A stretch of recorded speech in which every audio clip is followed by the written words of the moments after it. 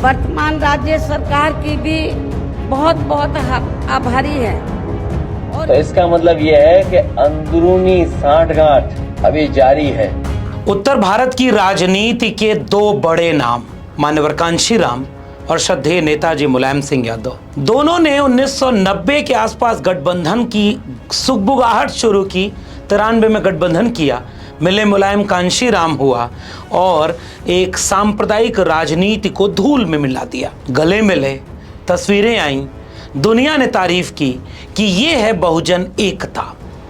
लेकिन पैर में कांटे की तरह दोनों किसी के चुभने लगे और दोनों को आपस में लड़ाकर किसी ने गठबंधन तोड़वा दिया। उस बीएसपी से समझौता कर लिया, उस मायावती को मुख्यमंत्री बना दिया उत्तर प्रदेश का। बड़ी बुराई से लड़ने के लिए हमने छोटी बुराई से समझौता किया। कभी कभी व्यवहारिक जगत में ऐसा करना पड़ता है।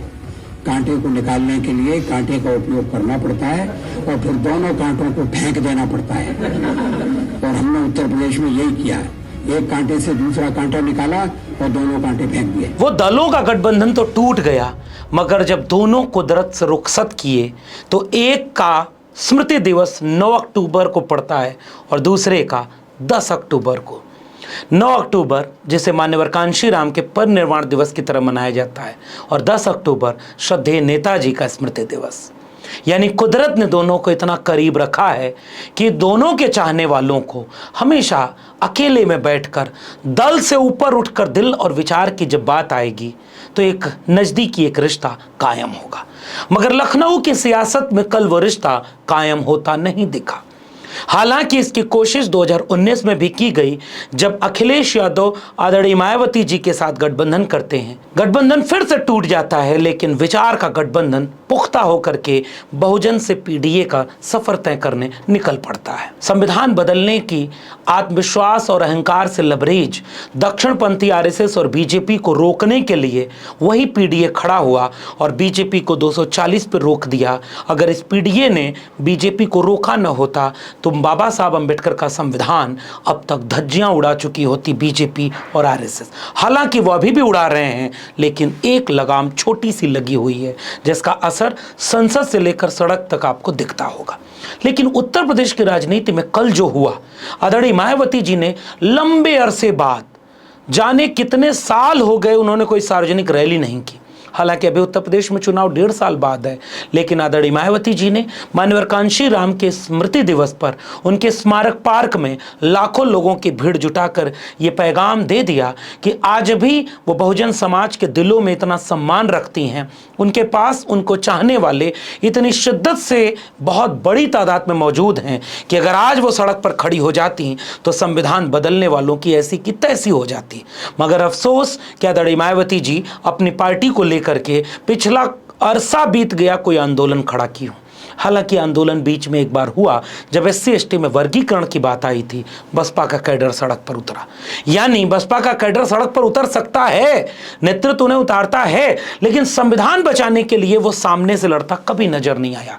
लेकिन आदरणीय मायावती जी ने अपनी ताकत का इजहार कल जरूर किया। लेकिन उससे ज़्यादा चर्चा जिस बात की है कि इस रैली से सबसे ज़्यादा खुश बसपा के लोग नहीं हैं, इससे सबसे ज़्यादा बसपा वालों से ज़्यादा भाजपा वाले खुश हैं। उत्तर प्रदेश में पिछले 10 सालों में लगभग कोई रैली आप करने जाएं, आप विपक्ष में हो, एक भी रैली आपकी इस शिकायत के बिना पूरी नहीं हो सकती कि उनके कार्यकर्ताओं को रोका जा रहा है, जगह जगह पुलिस परेशान कर रही है, डाइवर्ट कर रही है, पार्किंग दूर कर दी और उनकी रैली में लोग नहीं पहुंच पाए। लेकिन बसपा की रैली जिसने एक शिकायत नहीं की कि उत्तर प्रदेश की सरकार ने कोई भी परेशानी उन्हें की।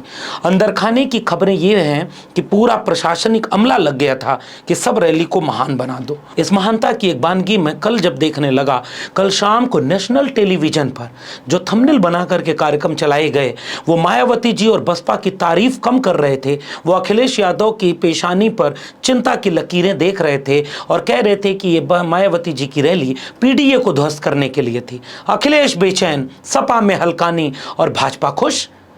इससे राजनीतिक विश्लेषक विश्लेषण करेंगे कि ये रैली किस तरफ जा रही थी। हालांकि मैं बहुजन समाज के विचारकों को पढ़ने और समझने के बाद ये कहता हूँ कि ये रैली आज भी ये कहती है कि आदरणीय मायावती जी का सम्मान बहुत बड़ा है।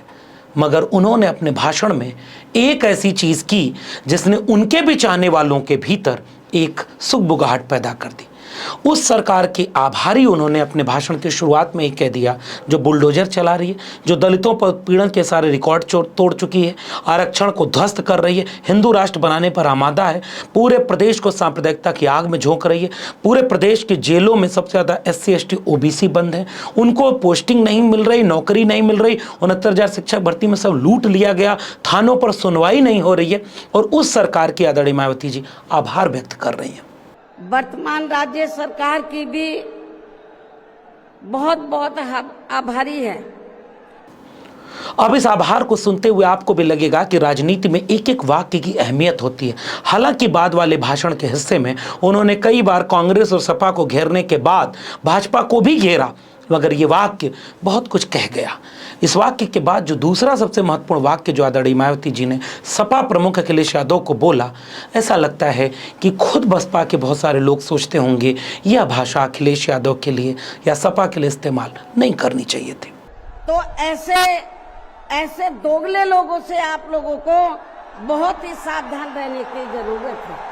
आदरणीय मायावती जी की यह सख्ती बताती है कि उनकी लड़ाई में आज भी पहली लड़ाई सपा से है। हो सकता है ये राजनीतिक लड़ाई हो, अपने वोटर जो 30% से घटकर लगभग 11% पर आ गए, उनको वापस कैसे बढ़ाया जाए और समाजवादी PDA जो चुनौती दे रहा है उससे कैसे लड़ा जाए। लेकिन समाज के विवेक पर नेता को यकीन करना चाहिए। ये वही पार्टी है जिसने 2019 के गठबंधन में आदरणीय मायावती जी ने सार्वजनिक तौर पर नेताजी को एक बड़ा नेता माना था। अखिलेश यादव जी के लिए ये तक कह दिया था कि ये पुरानी कई गलती में शामिल नहीं थे। जिलों के नाम बदलने से लेकर कई ऐतिहासिक फैसले उस समय की राजनीतिक मुश्किलों से पैदा हुए थे। गलतियां हैं जिसकी सजा सपा को मिली, लेकिन 19 के गठबंधन में खुद आदरणीय मायावती जी ने गेस्ट हाउस कांड का मुकदमा वापस किया, अखिलेश यादव को स्वीकार किया, डिंपल यादव ने पैर छुआ, नेताजी को सबसे बड़ा नेता माना। और गठबंधन का फायदा सपा को नहीं मिला, बसपा को मिला। लेकिन अपने भाषण में मायावती जी ने कहा कि गठबंधन करने से बसपा को फायदा नहीं होता, इसलिए अब किसी से गठबंधन नहीं करेंगे। सुनिए। जब भी हमारी पार्टी ने विधानसभा का आम चुनाव गठबंधन करके लड़ा है, तो तब फिर हमारी पार्टी को कोई विशेष लाभ नहीं हुआ है, क्योंकि हमारी पार्टी का जो वोट है, हमारी पार्टी का वोट तो गठबंधन वाली पार्टी को एक तरफा ट्रांसफर हो जाता है, लेकिन उनका जातिवादी मानसिकता की वजह से विशेषकर अपर कास्ट समाज का वोट BSP के उम्मीदवारों को ट्रांसफर नहीं हो पाता है। ऐसे वक्त में मायावती जी के इस बयान को आप कैसे देखते हैं, जब बीजेपी भी गठबंधन करती है, कांग्रेस भी गठबंधन कर रही है, हर तरफ गठबंधन का ही शोर है। एक पार्टी कहती है कि वो अकेले लड़ेगी जिसके पास केवल 10% वोट बैंक बचा है। उसके एक विधायक हैं जो उमाशंकर सिंह हैं, जो निजी हैसियत पर विधायक बने हैं, सांसद एक भी नहीं। कैडर लेकिन बहुत मजबूत है। लेकिन राजनीति में फैसलों का मूल्यांकन तो होगा ही। आखिर क्या वजह है कि 19 के गठबंधन में सपा 5 की 5 ही रह गई, लेकिन 14 की 0 सांसदों वाली पार्टी 19 के गठबंधन से 10 सांसद पर पहुंची, 24 में फिर 0 पर पहुंच गई। फिर भी वो कहे कि उसे गठबंधन से लाभ नहीं मिलता। इससे लोगों को इस बात में बल मिला कि भाजपा क्यों बसपा की मजबूती से खुश हो रही है। पूरे सोशल मीडिया पर देख लीजिए, बसपा वाले सबसे ज़्यादा सपा के खिलाफ लिख रहे हैं, पुरानी चीज़ों को वायरल कर रहे हैं। भाजपा वाले उससे ज़्यादा खुश हैं। भाजपाई इतने ज़्यादा खुश हो गए बसपा की रैली से, और बहन जी ने ऐसा लगता है कि सपा की आलोचना करके सपा को नाराज कम किया, भाजपा को खुश ज़्यादा कर दिया। राजनीति में इसका मूल्यांकन तो होगा। हमारे जैसे लोग समाजवादी कैडर से लेकर के बहुजन समाज को एक पैगाम हमेशा देते हैं कि आप आदरणीय मायावती जी के ऊपर एक टिप्पणी मत करिएगा। हम तो वो लोग हैं जो नीतीश कुमार जी को कहते हैं, नीतीश कुमार जी, रामविलास पासवान जी, शरद यादव जी, रामदास अठावले जी, ये वैचारिक लोग थे। चिराग पासवान जी, जीतन राम मांझी जी, ओम प्रकाश राजभर जी, संजय निषाद जी। पता है क्यों? क्योंकि बहुजन समाज से जब कोई नेता विचारधारा से पैदा होता है तो जितने दूर तक उसने लड़ाई लड़ी होती है ना, उसको हेड्स ऑफ करना चाहिए, सलाम करना चाहिए। वैसे ही आदरणीय मायावती जी को हमेशा एक सम्मान सलाम करते हुए करेंगे, क्योंकि वो अगर उत्तर भारत में सबसे बड़े सूबे की मुख्यमंत्री ना होती तो उत्तर भारत ही नहीं, देश की राजनीति में एक बहुत बड़ा अध्याय कभी पूरा ही नहीं होता। वैसे ही नीतीश कुमार, वैसे ही रामविलास पासवान, वैसे ही शरद यादव, वैसे ही रामदास अठावले, बहुत बड़े लोग हैं ये। हम तो ओम प्रकाश राजभर, संजय निषाद तक को बड़ा कहते हैं, अनुप्रिया पटेल को कहते हैं, क्योंकि विचार से निकले लोग हैं। लेकिन पीढ़ियां इस बात का सवाल जरूर इन लोगों से पूछेंगी कि आप उन्हीं ताकतों के साथ क्यों चले गए जिनके खिलाफ आपकी वैचारिक लड़ाई थी। माननीय कांशीराम को याद करना उस बाम सेव DS4 और BSP के मिशन को याद करना है जिसने पिछड़ों, अति पिछड़ों और दलितों में आत्मविश्वास चेतना दी 1990 में। और ये खत आपके स्क्रीन पर मैं साझा कर रहा हूं, जिसके ऊपर देखिए लिखा है कि माननीय कांशीराम और नेताजी का मूल अनुबंध पत्र, और 1992 की दिसंबर की 14 तारीख का यह अनुबंध पत्र है, जिसमें माननीय कांशीराम और मुलायम सिंह यादव एक और कह रहे हैं सांप्रदायिकता और जातिवाद की ये जो उफान पर ताकत है BJP और RSS की, हमें इससे लड़ने के लिए एक होना पड़ रहा है। वो कौन है जो दोनों को लड़ा गया, 19 के गठबंधन को भी तोड़वा गया, लेकिन आज वो BJP की तारीफ करवा रहा है और सपा के खिलाफ खड़ा हो रहा है। इसका मूल्यांकन पीढ़ियां जरूर करेंगी। इतिहास में कई बार गलतियों को, पुराने पन्नों को अगर बार बार पलटा जाए तो कल को कोई बहुजन समाज पार्टी से पूछने लगेगा कि माननीय कांशीराम ने 95 के बाद जब उन्हें अटैक पड़ा, 1995-96 के आसपास 2 बार अटैक पड़ा, तबीयत खराब होने लगी, और वो वही दौर था जब भारतीय जनता पार्टी ने बहुजन समाज पार्टी का समर्थन दे दिया।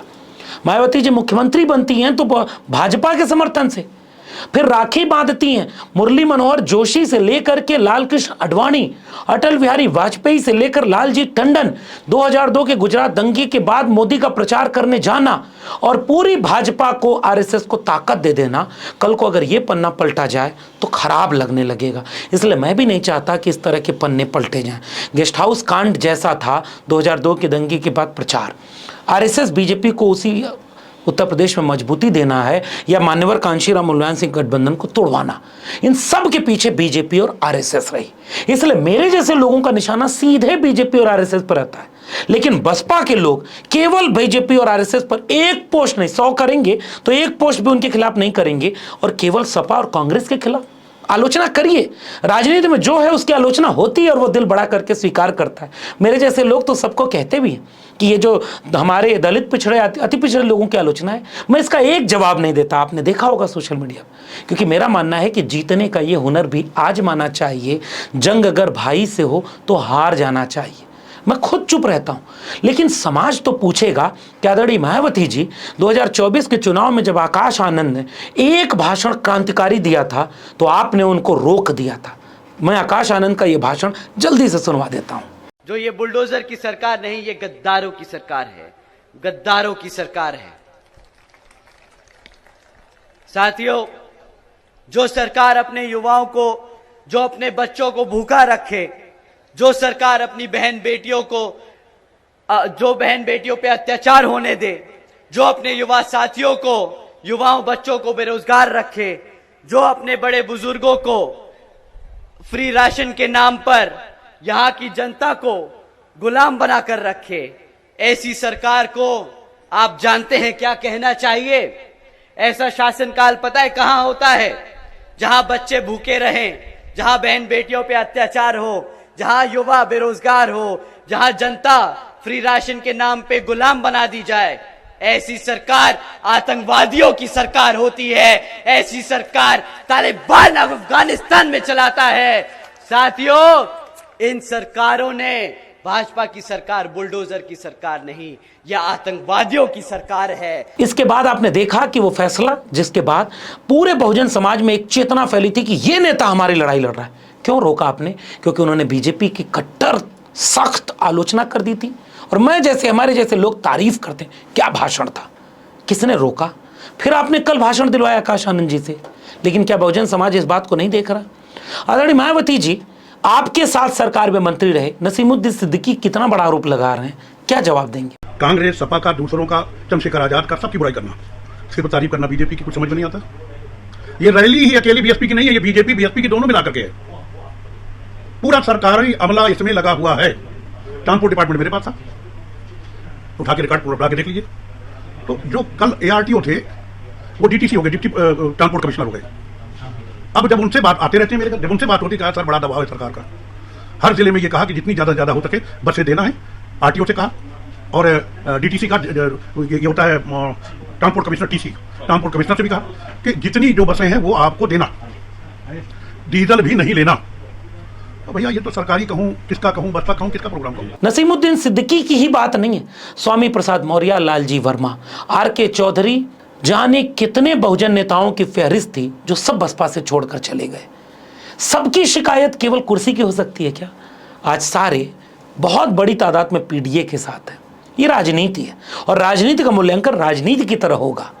और इस राजनीति में लोग ये भी सवाल कर रहे हैं कि मान्यवर कांशीराम के भाई ये क्या कह रहे हैं, इसको भी तो सुनना पड़ेगा। अब तो मायावती को उत्तराधिकारी कांशीराम ने बनाया था, तो मिशन को सही तरीके से चलाएगी। मिशन मायावती ने मिशन को मिशन के तौर पर ना चलाकर उसको कमीशन में बदल के दिया है। कांशीराम के समय में वो कहते थे 1 वोट 1 नोट की बात करते थे, लेकिन मायावती तो करोड़ों रुपए लेकर एक टिकट देती है।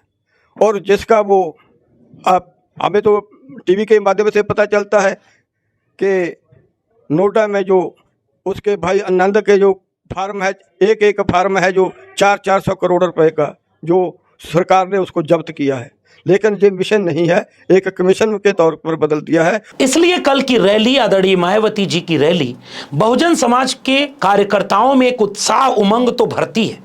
और हमारे जैसे लोग जो बाबा साहब अम्बेडकर, फूले पेरियार की बात करते हैं, वो भी तो ये बात कहते हैं कि ये बसपा को ताकत देने की बजाय बीजेपी को ताकत कैसे दे रही है, मैं इसका मूल्यांकन करना चाहता हूं। मैं टीवी चैनलों की इन बहसों के थंबनेल को जब देख रहा हूं तो मैं उस गहरे साजिश की तरफ सोचने पर बरबस मजबूर हो रहा हूं कि यह अखिलेश यादव को कमजोर करने और बसपा को मजबूत करने की बजाय बीजेपी को मजबूत करने की थंबनेल कैसे लग गए। सारी में अखिलेश यादव की इतनी आलोचना क्यों हो गई और इससे ताकत किसको मिल गई? क्या अखिलेश यादव की पुरानी गलतियों को बहन जी ने 19 में माफ नहीं किया?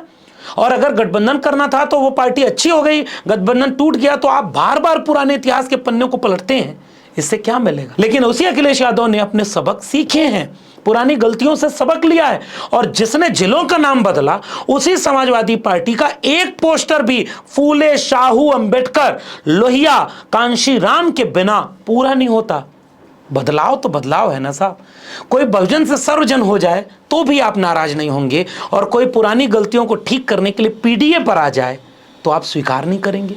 अगर ऐसा होता राजनीति में तो मान्यवर कांशीराम का नाम लेकर केवल एक पार्टी बनती, बाबा साहब के नाम पर केवल एक पार्टी बनती जिसका नाम होता बहुजन समाज पार्टी, और वो पूरे देश पर राज करती।